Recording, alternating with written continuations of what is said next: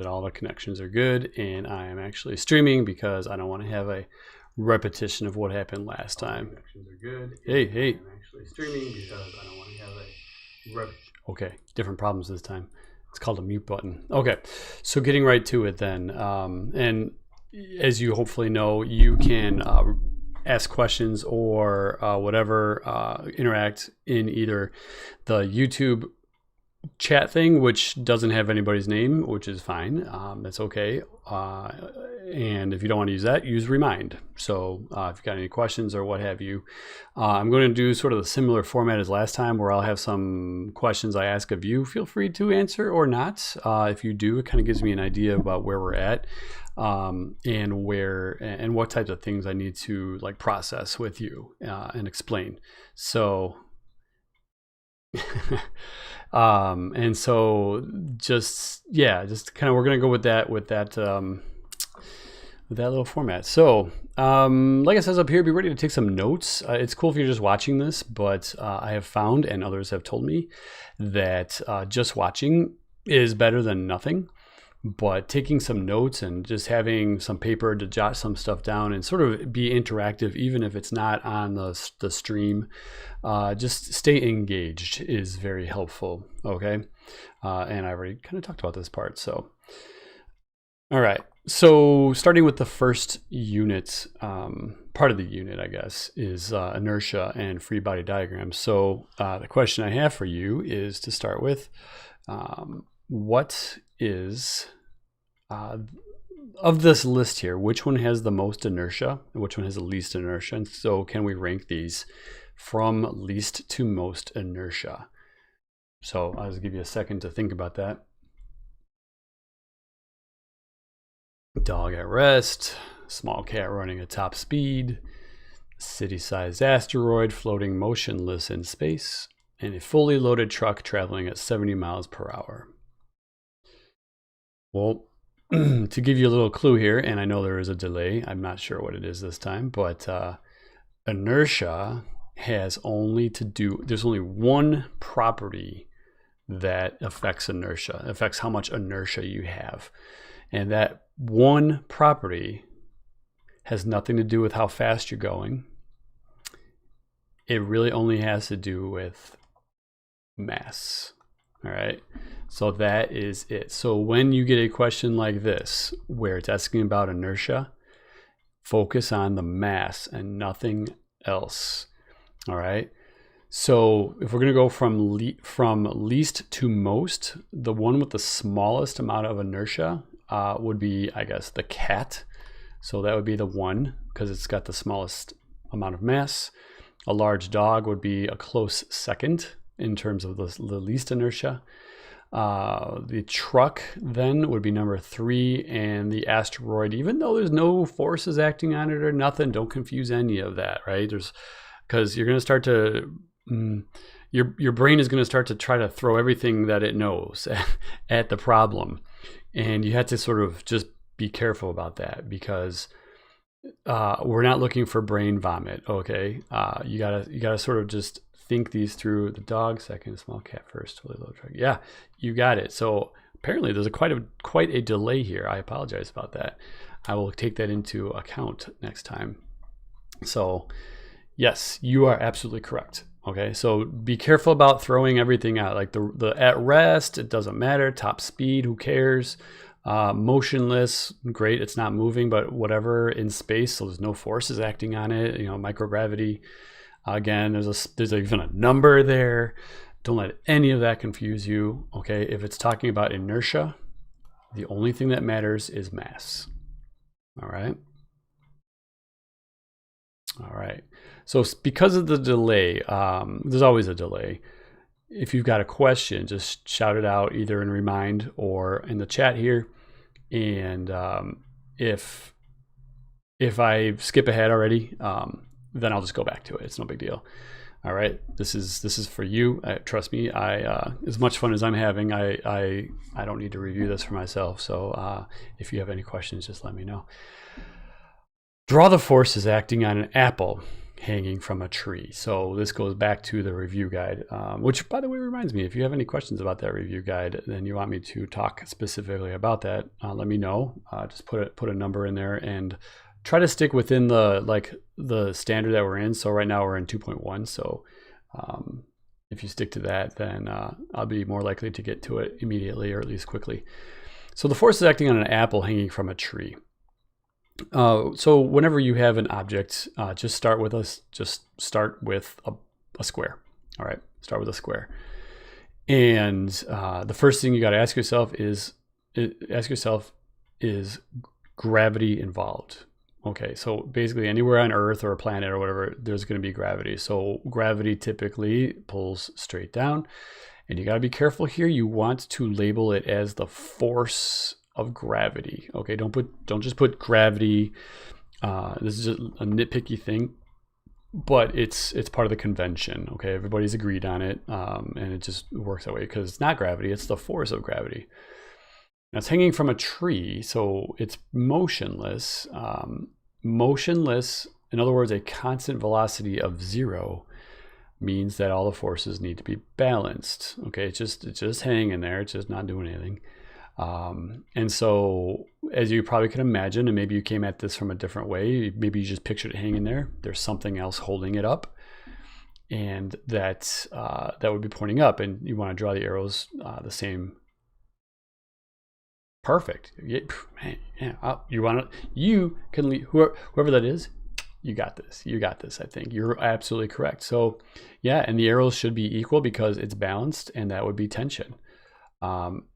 And if you remember, you might have been, so tension is just the force of a string or a rope or a chain or anything that's holding, just picture something hanging from something. That's basically it. So that's exactly it. And there's no other forces acting on it. It's just hanging there from the tree.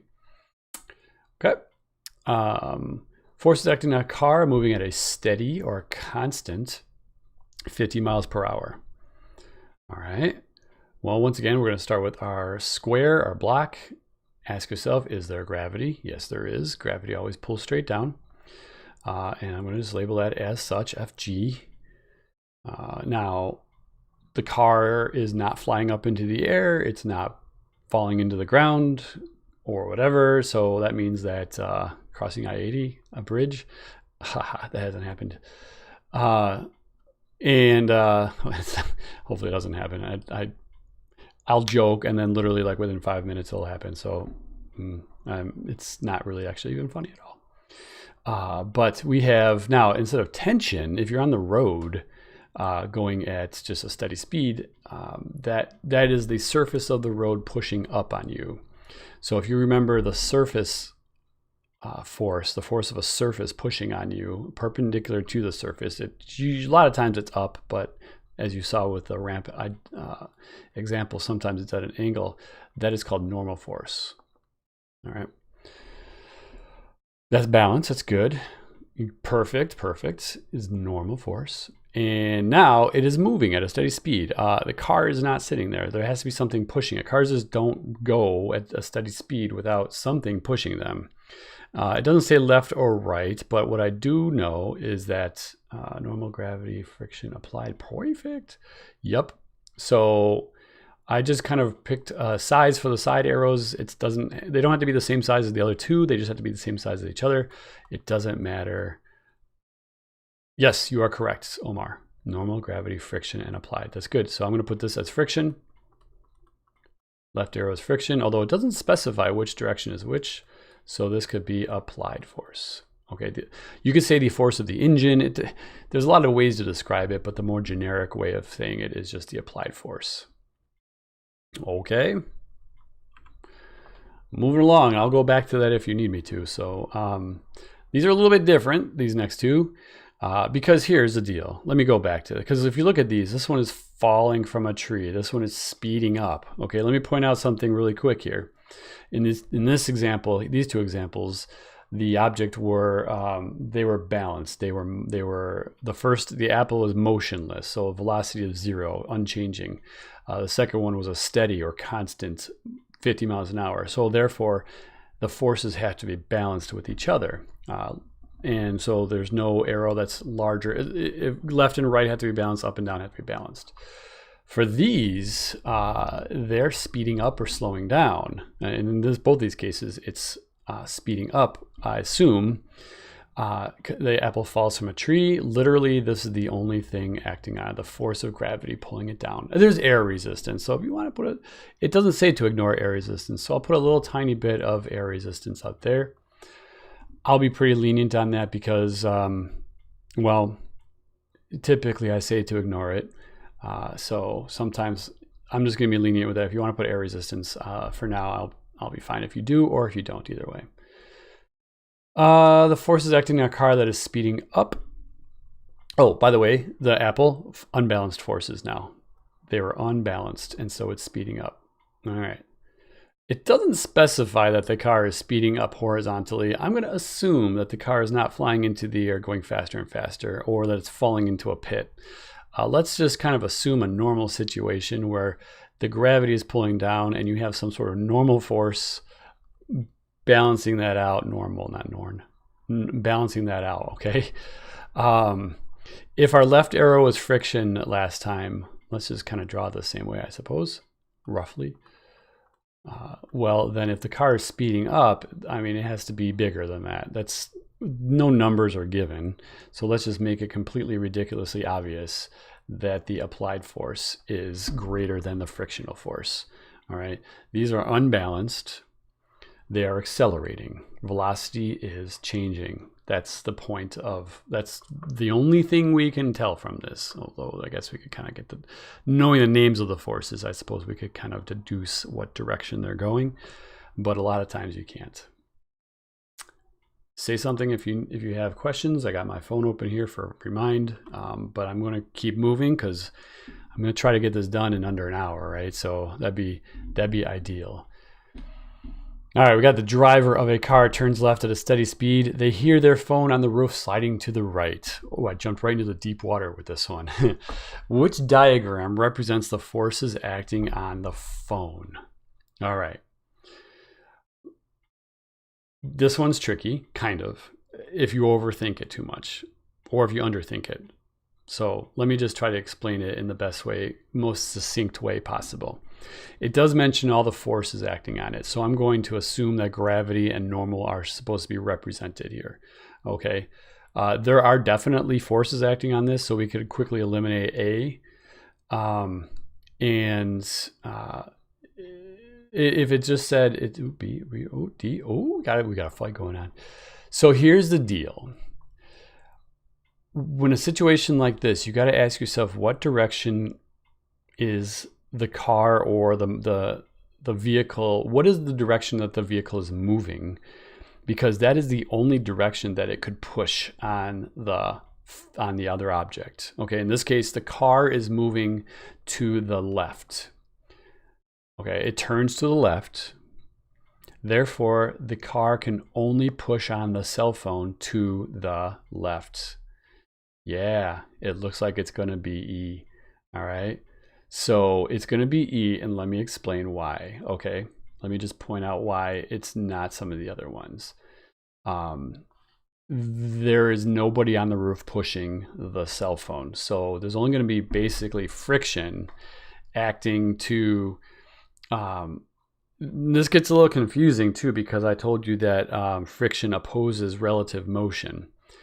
And it does, but I'm not going to get in. If you want me to explain that later, I can, but basically it is because the phone is trying to slide in a direction that the car is not going.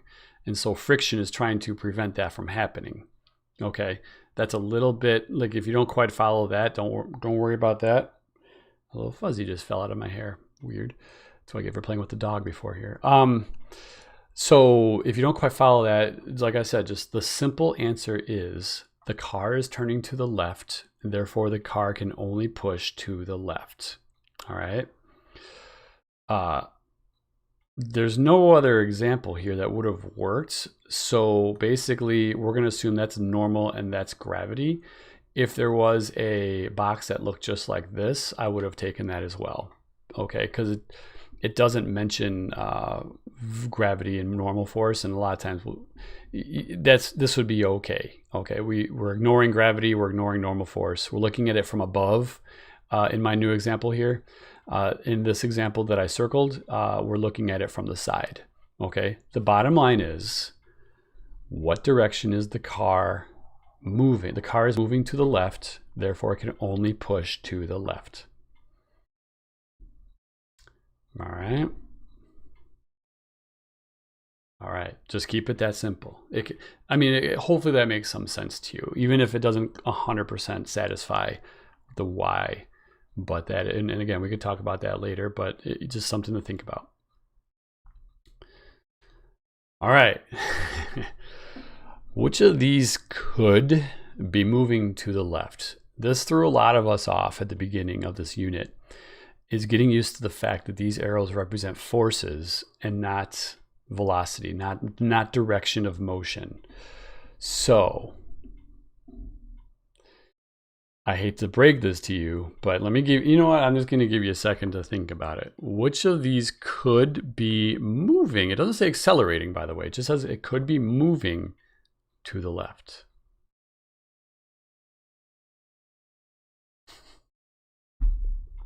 You're going to hate this answer. Well, maybe you won't. I don't know. You ready? I got a heck of a delay. I'm not seeing anything yet. So I'm, oh, you were so close. You're partly right. Hang on. Keep my phone on. Yeah. All right. Maybe you won't hate the answer. Yes, it is all of them could be moving to the left. All right, it's all of them. Great. All right. Well, maybe you don't hate the answer. Perfect. Maybe you feel good about that answer because you remembered this. So great.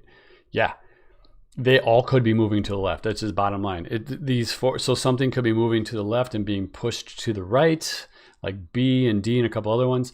It could be moving to the left and nothing is pushing on it, like A. It could be moving to the left and you got balanced forces on it, like H and J. And it could be moving to the left and something's pushing it to the left. You just don't know when it comes to the direction of motion. Oh, okay. This one's a little different, so you gotta be careful here. I'm going into high school next year. Oh, awesome, man. That's I'm excited for you. This is good stuff, isn't it?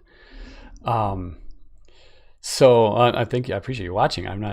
That's cool. All right, yeah, we got a test tomorrow, so we're on game day eve here. All right, which of these could be accelerating to the left? So slightly different question than the previous one. There's 32 questions on the test. 32 questions, Peyton. So slightly different question. This one's accelerating to the left. All right. And so you got an idea about what kind of delay I'm seeing because I answered Peyton's question immediately there as soon as I saw it. Yeah, so the thing about accelerating is you had to look at, here, where can I write this? Look at net force. So yeah, E is a good one. You said I, somebody said I. I is a good one, yep. I could be accelerating to the left. Yeah, all right, E and I, that's it, yep. So if you look at the net force,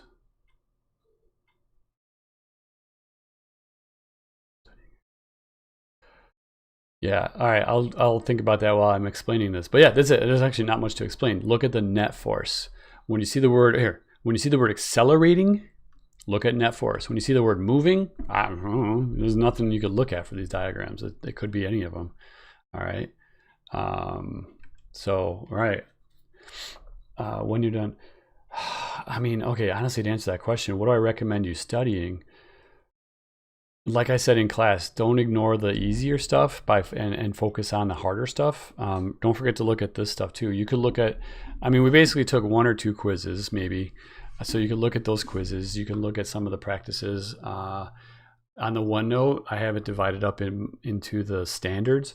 So if you're, like right now, we're still on standard 1, right? So if you want to go back to standard 1 and maybe look at some of just open up the notes, all right? I mentioned that in some of the classes, but not others today, is on the OneNote. You can open up the notes and maybe just scan through those again. But I don't know. It really depends on where you're at with this stuff and what makes sense to you. All right. So that's all I could say. I could give you more specifics if you want to ask a more specific question, but that's my answer right now is if you want just a broad view, just go back to each standards page in OneNote and open up the notes that's there, and then start from that. All right, or start from the review guide and get an idea what's being asked in each of those standards. All right, we're already answering. At rest. Okay, you said A, H, and J.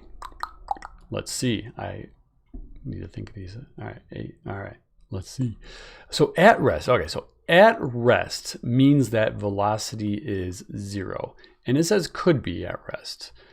It also indicates that if it's at rest, that also means that the acceleration is 0.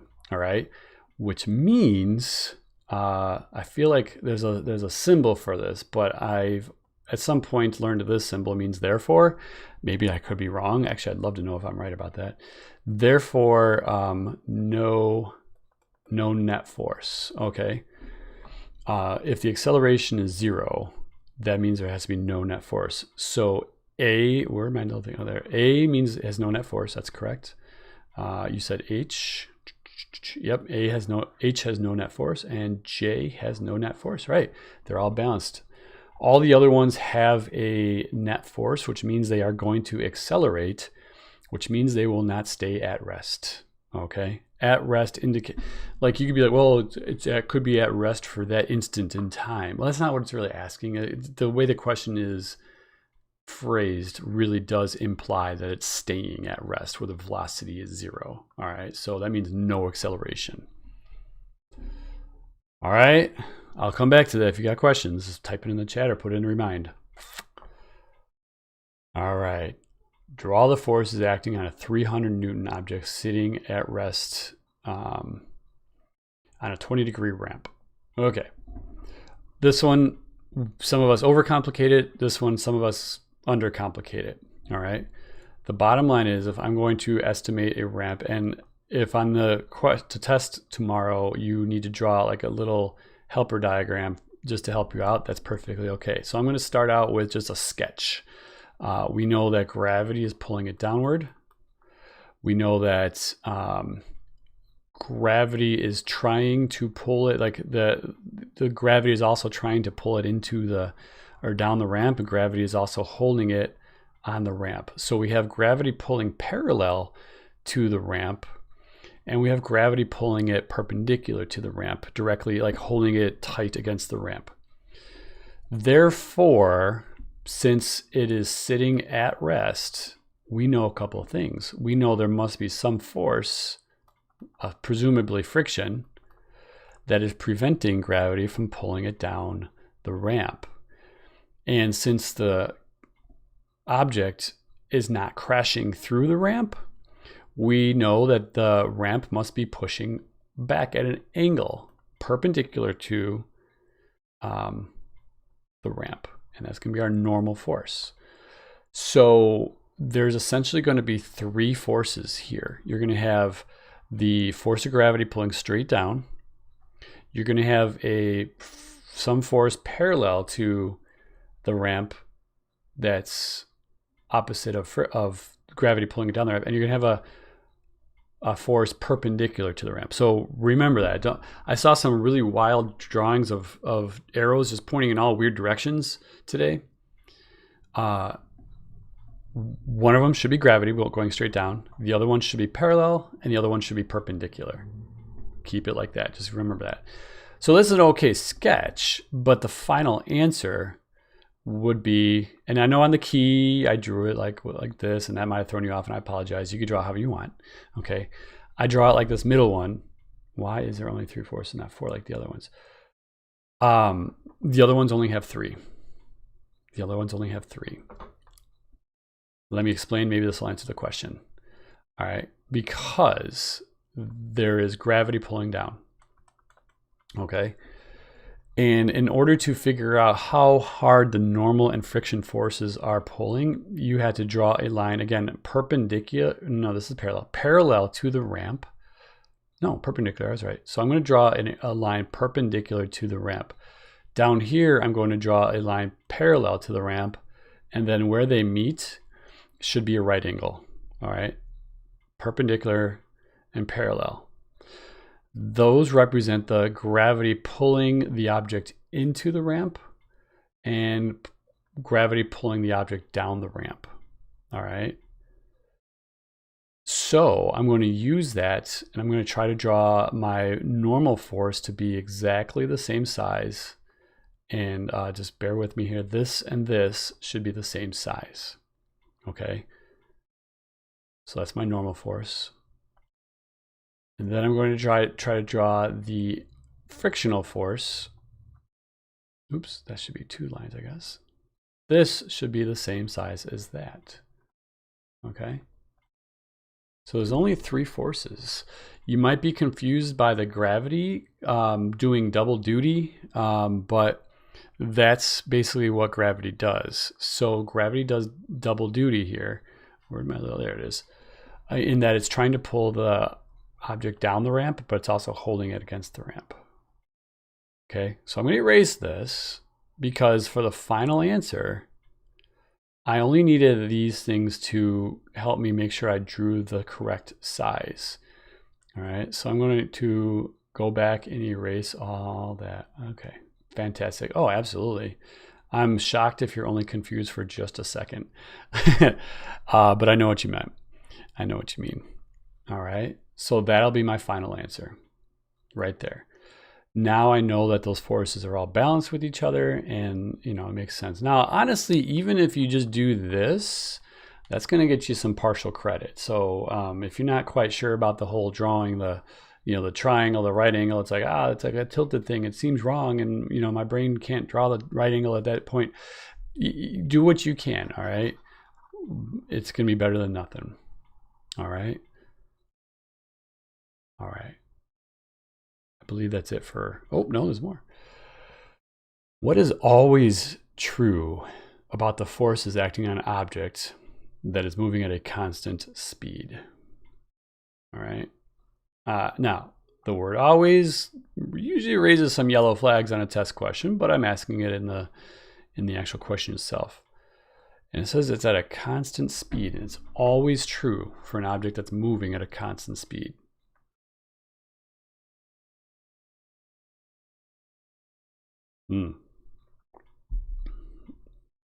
If you had to pick one, what would it be? Yeah. Always true is that they are balanced. Yep. Nope.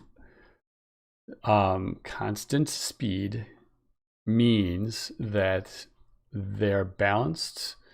There is no net force. Okay. Yeah. So basically, net force and unbalanced is the same thing. Okay, a net force and unbalanced. So like this, zoop, this is unbalanced because there is a net force. When you add and subtract these, you get some leftover force to the right. Yeah. Okay. Cool. I mean, it's very possible that there could be no forces, possible, but it says it's always true, right? So it's always true. And honestly, if you have like just objects sitting there with no net forces, yeah, it's balanced. Okay. So if you got any questions about Unit 1 or the first part, I'm a little frightened because it's already 7:30 and we've already, I mean, it's good though. I mean, this is also, we did this like a month and a half ago, so maybe that's a good thing to know, review. So let me know if you got questions on the first unit and I could go back to it. All right. All right. This one hopefully should be fairly straightforward. Vectors. Vectors include mud. Okay, they're quantities that involve the magnitude. Oh crap! I'm going to spell magnitude wrong. Magnitude. I'm not sure. I think that's right. Oh, cool. The unit, unit, and direction. How many units are there? There's 4 parts to the unit. Can I come in for advisory too? Sure, of course. I'm not sure who that is, but yeah. So, velocity, yes, that is a vector. Speed, no. Speed is just speed. There's no direction involved. Force is a vector. Acceleration is a vector. 10 meters per second. Well, it's got but there's no d. There's no direction. So no. 52 miles per hour east, yes. No for G, and H is yes. Okay. So quick review, I hope, for what is a vector. Okay. If these forces are acting on an object, what is the net force? All right. We've got, so we'll have a never eat soggy waffles. We'll have a compass available to you, but just so you know, we've got east and west. Whoop. Yep, H is one of them. Fantastic. Man, I hate this delay. I wonder if there's something I could do. Next time, I'll figure it out. I don't think there's much I could do, but maybe I could shorten it. I feel like I saw some sort of setting there, so I will check it out. It's not as if. Go back to the last slide. Yeah, I wasn't done writing it down. All right, how about this one? This one? Last slide 2.1. Somebody just asked about that. So while I'm doing that, I'm going to check out the. Yeah, there's not really much I could do right now while it started. So, and I'm not going to like mess with it because. All right, cool. All right, yes, cool. All right. All right. Vector is again. Okay, what a vector is. Yeah, vector is just magnitude, unit, and direction. That's all it is. It's just something that involves direction typically. The test will be online, but I'll have scratch paper for you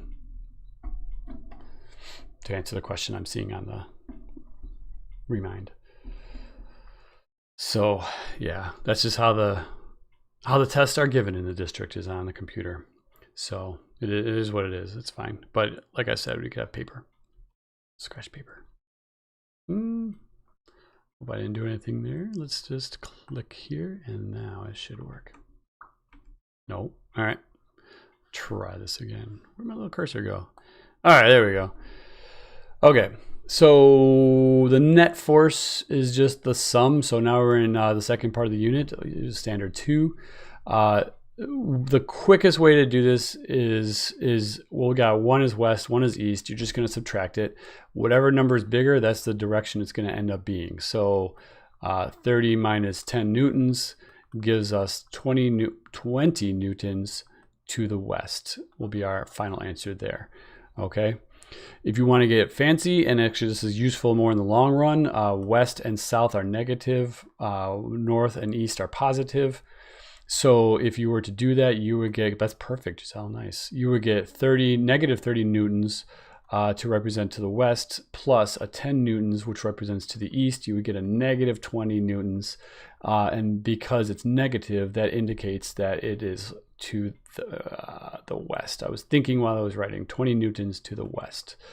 Okay, so there's two kind of ways to do that, whatever you're most comfortable with, but the negative thing is a little bit more useful in the long run, but sometimes like this one, I'm not sure. I don't think that's necessarily necessary.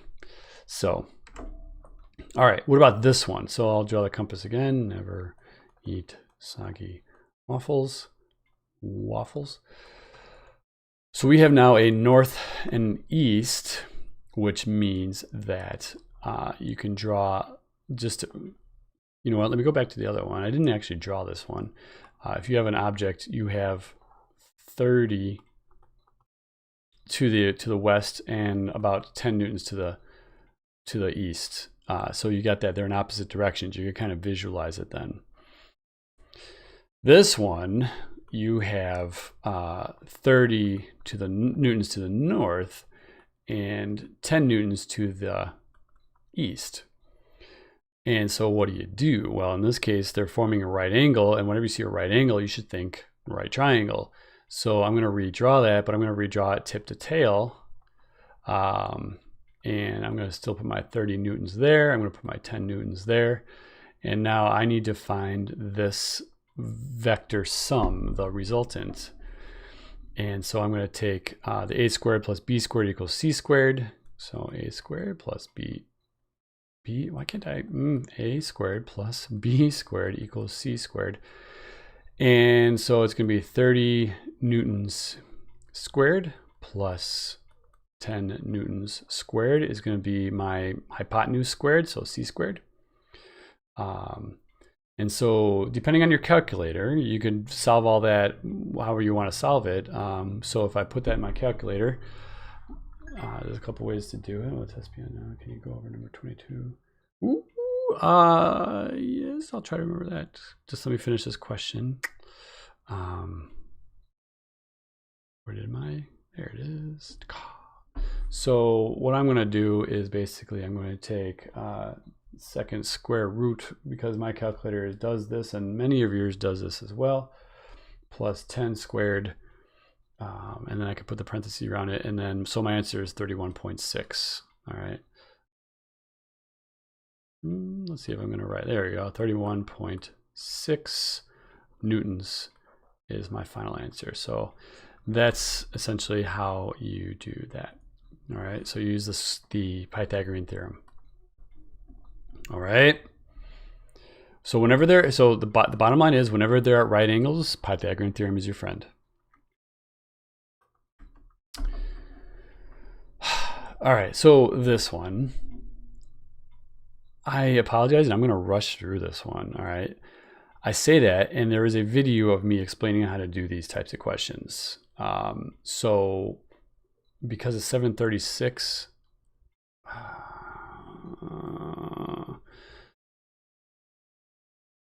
I was hoping it'd be like 7:16 when I got to this question. I will wrong. 13. Maybe I did something wrong. I don't think I did. I kind of put it up there live, so maybe you did something wrong. Squared plus, yeah, no, I think I got it right. So just be careful of your order of operations. This is a common one to mess up. Sometimes what will happen is you might, I don't know how your calculator is set up, but be careful be careful that you do take the square root of the entire thing and not just part of it. Pythagorean theorem. Deliciousness theorem. The most delicious of the theorems. All right. So yeah, that might be something that we should check out tomorrow, perhaps.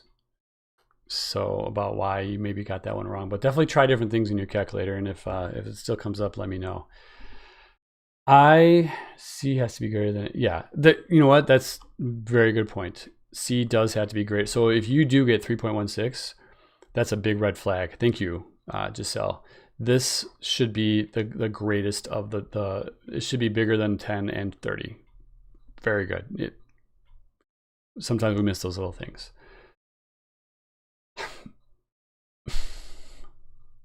I'm going to skip this one.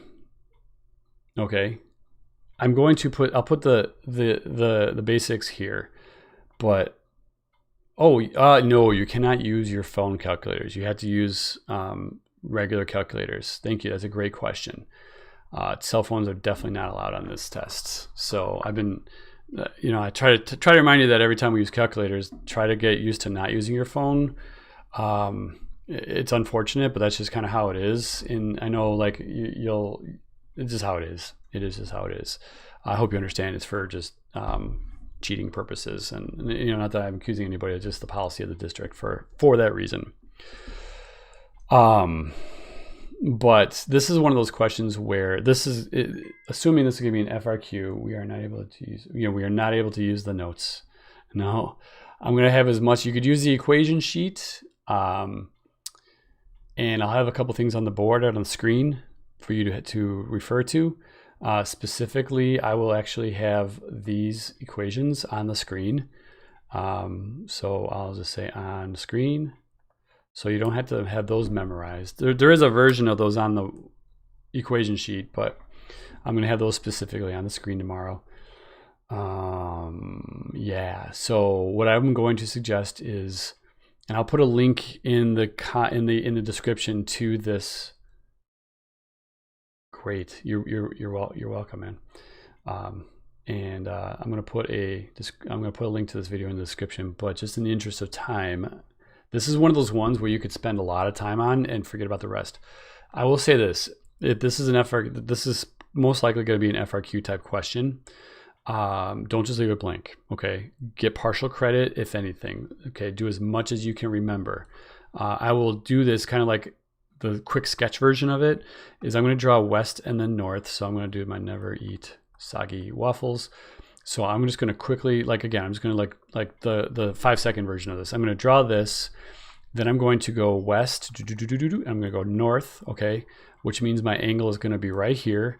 This will be my opposite side. This will be my adjacent side. Okay, that changes depending on what it is. Okay, so for example, this other one here goes north and then east. So I'm going to go north and then I'm going to go east. All right, so then I'm going to go That means that my theta is down there because that's where I started from, which means that this top one is my opposite side and this side one is my adjacent. See how they're like different?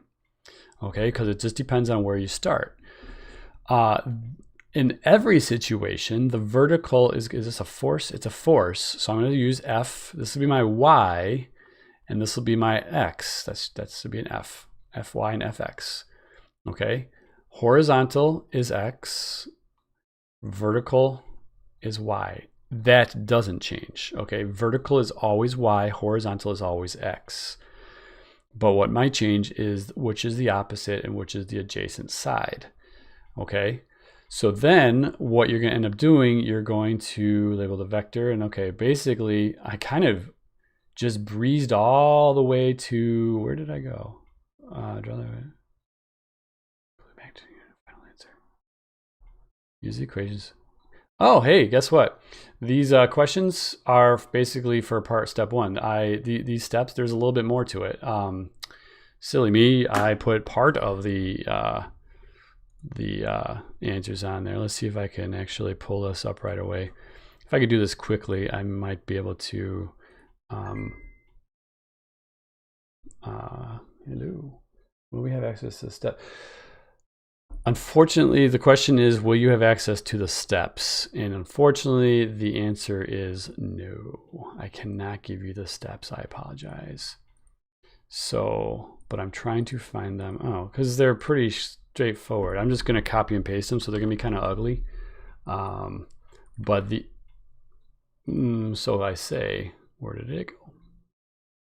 All right, which one am I on now?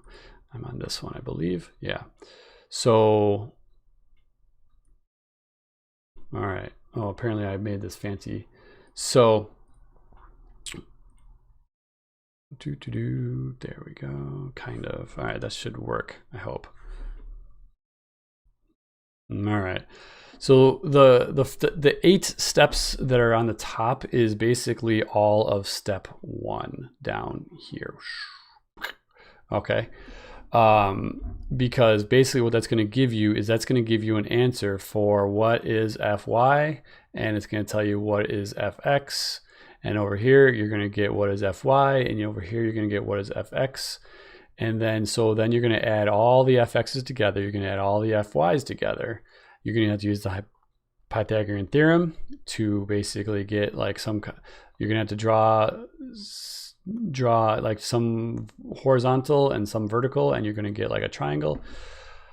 At this point, I'm just going to say I would recommend watching that video. All right. I will put it in the thing. I think I've spent enough time on it now and I want to move on. All right.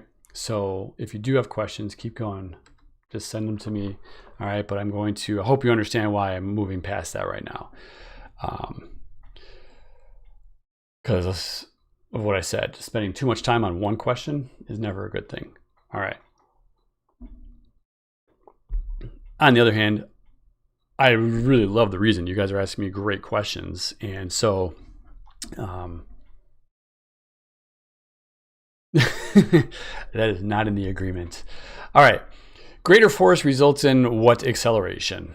Will I be able to? Yes, I will be there at 7:15, like I always am, almost always am. Okay, so if you need to come in at 7:15, in fact, I'll remind everybody at the end, 7:15, I will be there, or at least I'll plan on being there. Yeah. So greater force results in greater acceleration. It all boils down to this equation, F equals ma, which if you rearrange it, this is yes, it is greater. So since the force is on the top of the fraction, it's a little bit similar to the other. If you have the number on top getting larger, you're going to have a greater overall. So if the force gets greater, that causes the acceleration to get greater. Perfect. All right. Greater mass results in what acceleration? So if you look at this equation again, now we're talking about the value on the bottom of the fraction, the denominator. And whenever that number gets larger, well, as I'm sure everybody's putting in there, it's less. It's B, all right? Larger denominator means, yeah. All right. You see, all right, good. My faith in you, I knew you'd get that one. All right, which is weight, which is mass? 50 newtons, is that a weight or a mass? And I'm just going to tell you, because it's newtons, that's a force, that is a weight. 50 pounds is also a weight. I mean, don't overthink that one. 50 kilograms. It's a mass. I know the delay, so everybody's getting it wrong because you're still on the first one or two. Like I said, I'm yes. The amount of force pulling on an object. Well, that's your weight. The amount of matter an object has. That's going to be mass. That's like the definition. It can change based on location. Well, mass doesn't change. That's the amount of matter an object has. So weight is the thing that will change. If you go to the moon, for example, or Mars, or outer space, your weight will change because the force on you changes. Right. E is mass. Good, yes. All right. B is mass. Ooh. Yeah, overall, you guys are doing good. Yep. Yep. So far, so good. All right, if some of these don't make sense to you or you're not sure why, just let me know. Just remember, yeah. So the unit we use in physics for weight is newtons. In America, we use pounds for weight. Kilograms is confusingly sometimes used as weight in an everyday situation, but it's actually a measurement of mass. All right, how much would a 0.85 kilogram ball accelerate if you hit it with 50 with that question right there that I'm showing you? Well, here's the deal. You are going to be able to use this equation sheet, right? And under forces, you've got Fg equals mg and F equals ma. All right, this equation right here, you're not going to use at all. That has to do with friction. All right, so we're essentially using these two equations. All right, so how much force, so how much would okay, this gets back into recognizing that that's mass. So I'm going to say mass is 0.85 kilograms, and I highly recommend you do the 4 steps.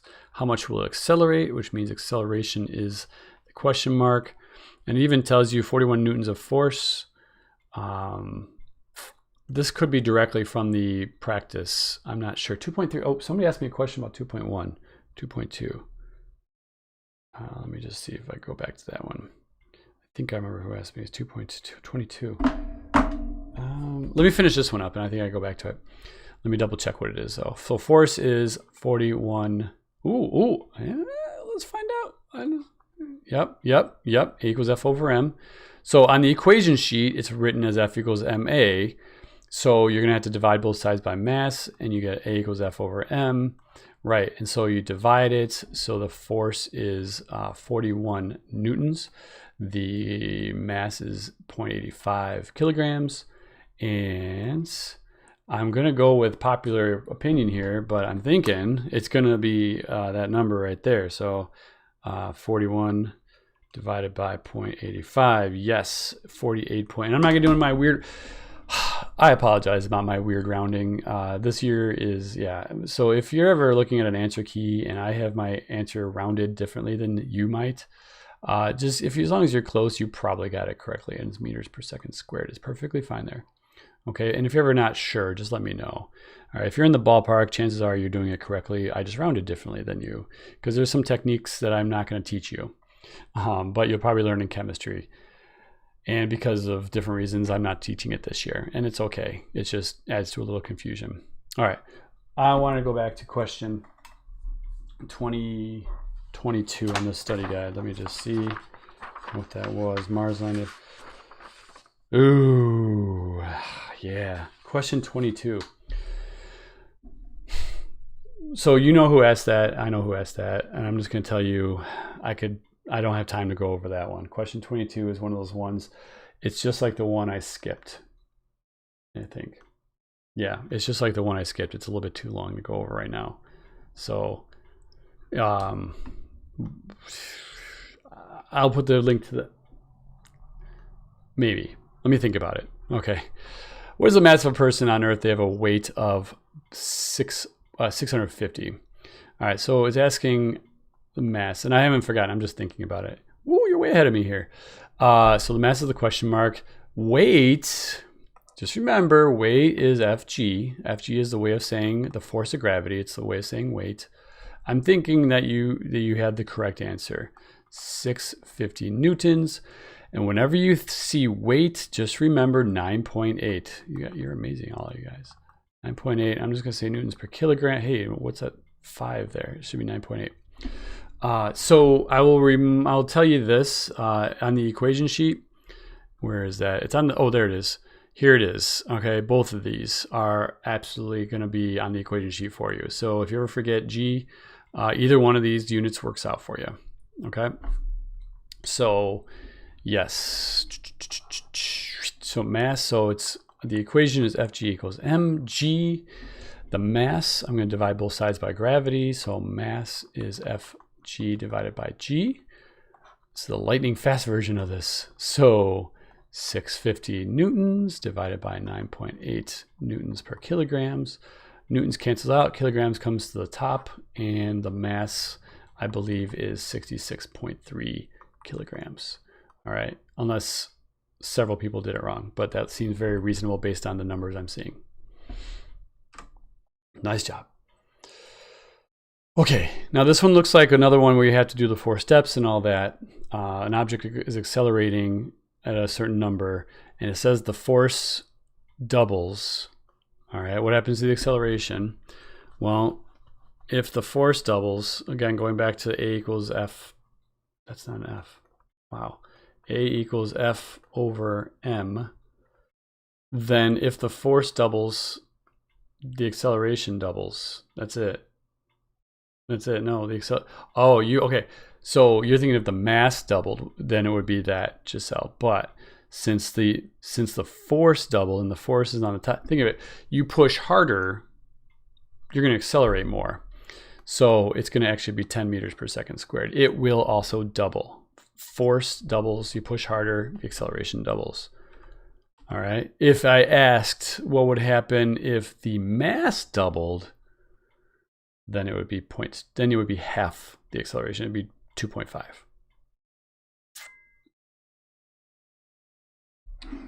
Happen to have more spare equation sheets? Yes, I do have spare equation sheets. I will have equation sheets handy for you and available. All right, no problem. Apparently we're in Newton's third law now. Okay, so Newton's third law, we're 2.4. I didn't have like the little buffer slide.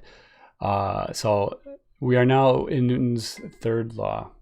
You betcha. Your puppy found one of your socks and has it in his mouth. When you try to take it away, he pulls back. If the action force is you pulling on the sock with 100 newtons to the east, what is the reaction force? I want you to think about this one, but don't think too hard. Think about the tip and trick I told you about, okay? And if you're brave, you put your answer in the comment or on the remind, and we'll see.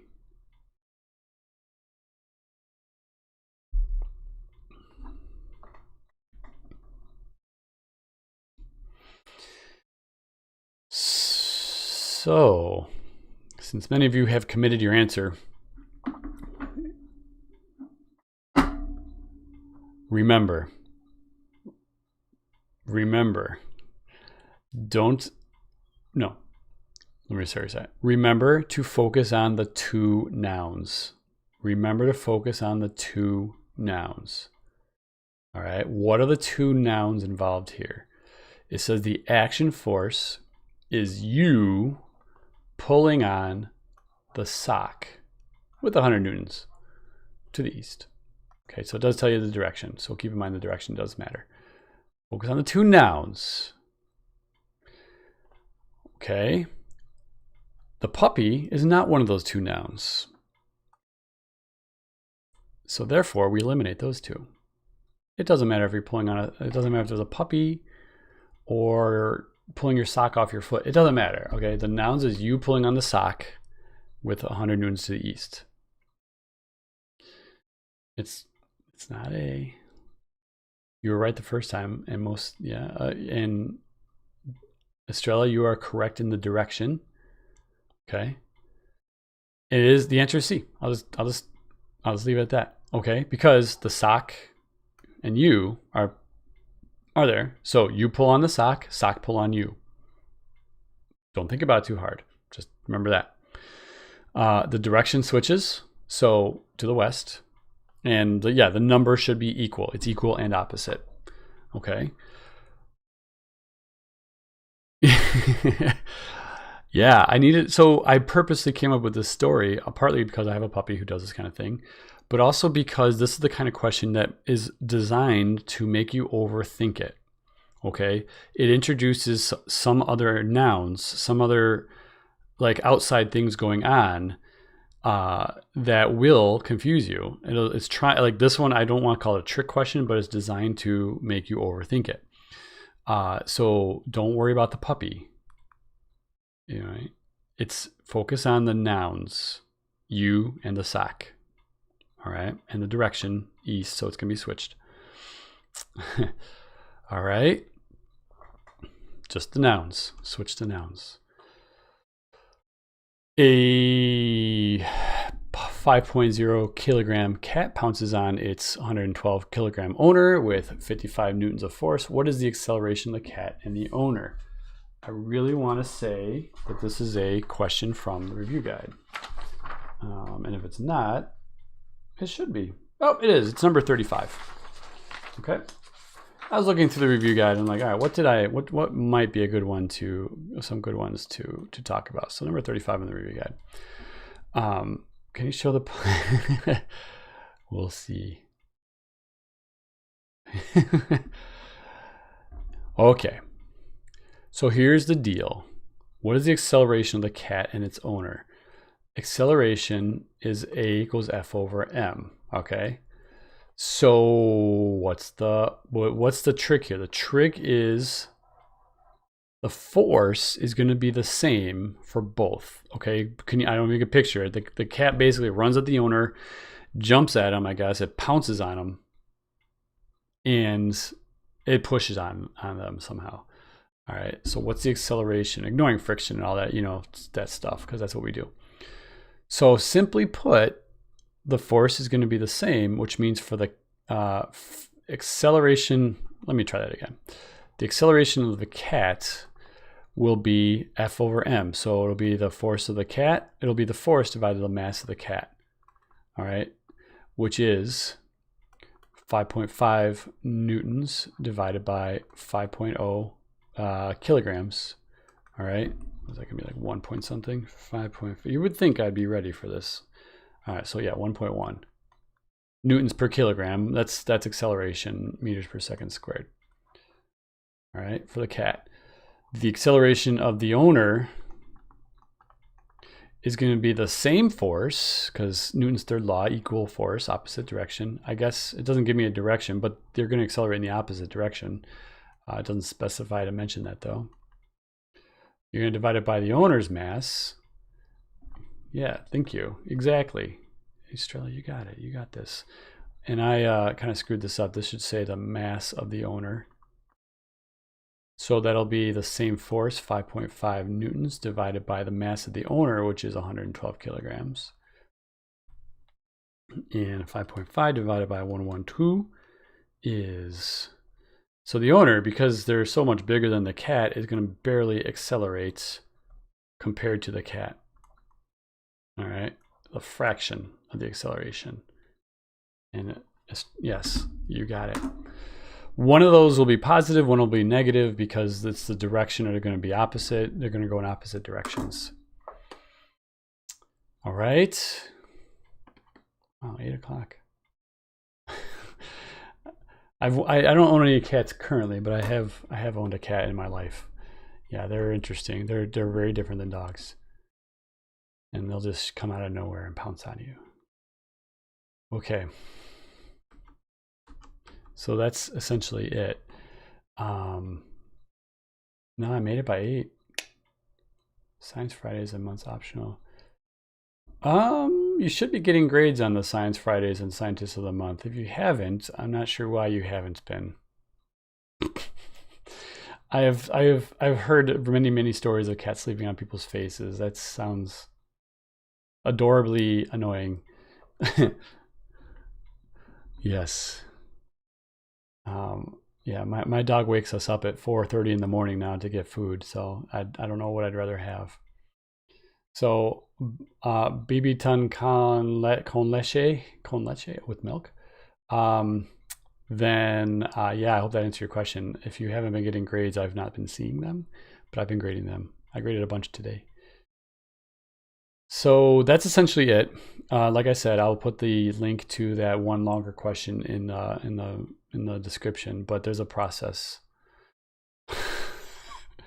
Well, if they were warm, I could see that. The tortillas, if the tortillas were warm, I mean, really, why wouldn't you?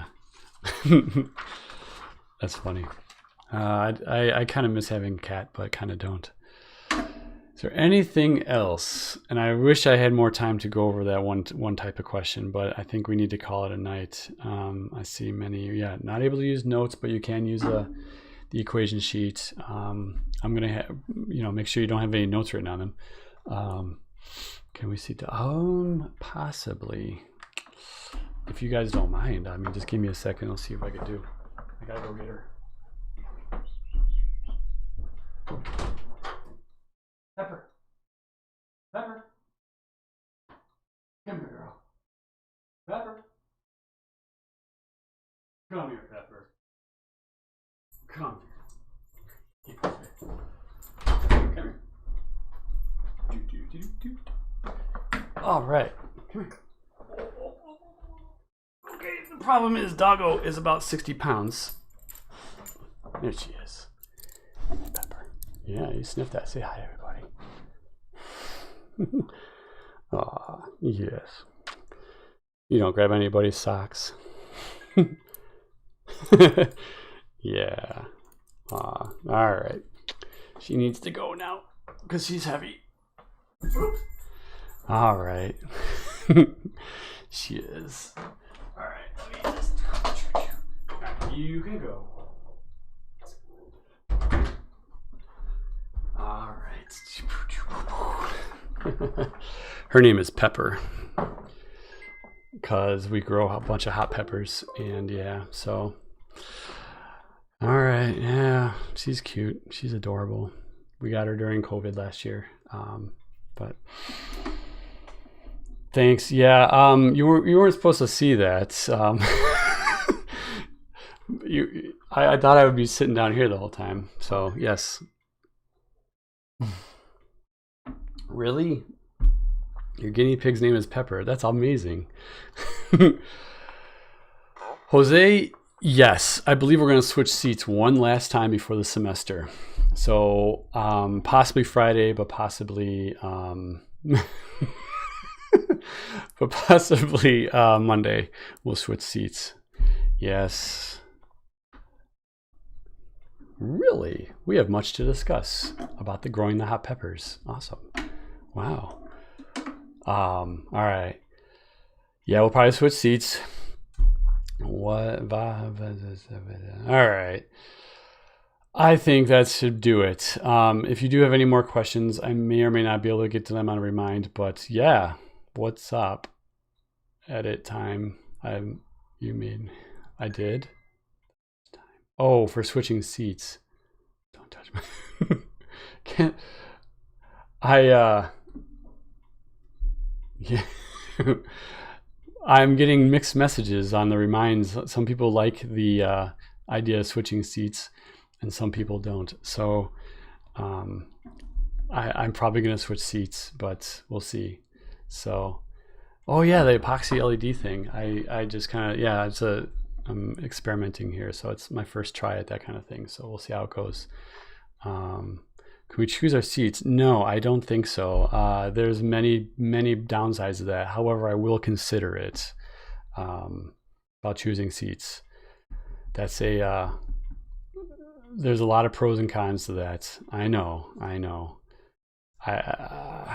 It's good to switch seats, so it's good to see other people and work with others. And working with your friends is all well and good. And we could talk about the philosophy behind that later if you want. But all right. Yeah. My plan for my next LED thing is to make the atomic symbol for caffeine and give it to one of the other teachers who likes a lot of coffee. We will see. My voice gets kind of soothing at night when I talk for a while. It gets deeper and deeper. That's funny. I'll need to see a picture of your cat tomorrow at some point, or in the near future. I know. Sometimes that helps though, Jesus. Social anxiety. It does. No, not Mr. Piazza. He's a chemistry teacher, Mr. Zorn.